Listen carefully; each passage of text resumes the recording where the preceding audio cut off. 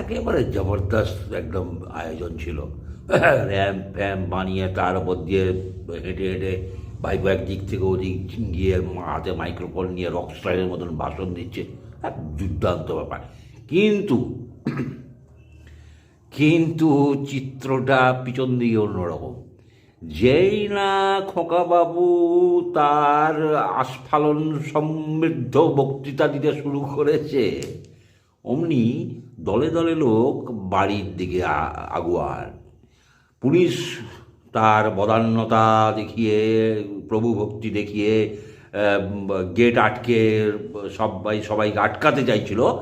হুড়মুড় করে সবাইকে সরিয়ে দিয়ে জনতা গলগল গলগল করে বেরিয়ে গেল। কিসের সংকেত? কিসের সংকেত? অভাগা যেদিকে চায় সাগর শুকায় যায়। মানুষের যখন সময় খারাপ হয় তখন জানেন তো কি হয়? এই ধরুন নেতা, রাজনীতির নেতা, তার যখন সময় খারাপ হয় সে ইলেকশন কমিশন থেকে গুত্তানি খায়। জনতা তার ভাষণ শুরু হওয়ার সঙ্গে সঙ্গে বাড়িমুখো হয়।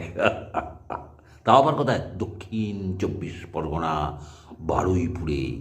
ভেবে দেখুন, ভেবে দেখুন, পশ্চিমবঙ্গের মানুষ সংকেত দেওয়া শুরু করেছে। এরপরে কি হবে জানেন তো? এই যারা অতি উৎসাহিত হয়ে ভোটের সময় তিরিং বিরিং করে বুথ দখল করা, মানুষকে ভয় দেখানো এইসব করে, তারা এবারে গুটিয়ে যাবে। তারা জমিতে থেকে বাস্তবটা দেখতে পাবে, তারা ধীরে ধীরে গুটিয়ে যাবে। সম্ভাবনা প্রবল, সম্ভাবনা প্রবল, এবং খুব শান্তিপূর্ণ একটা ভোট আমরা হয়তো দেখতে চলেছি। এটাও কিন্তু উড়িয়ে দেওয়া যাচ্ছে না।